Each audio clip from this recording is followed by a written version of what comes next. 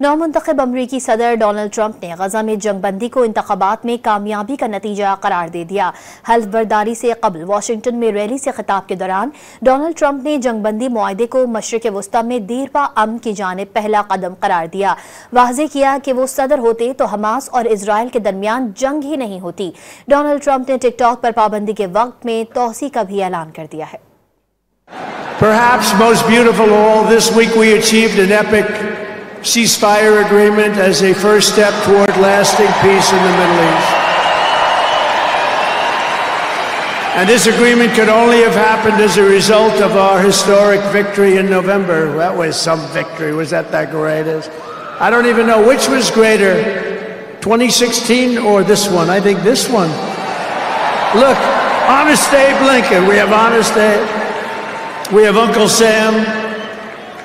You know, Uncle Sam shook my hand about 2 months ago. He's got the strongest grip I've ever. You are a strong man. It would have never happened if I were president. Would have never happened. There was not even a thought of it.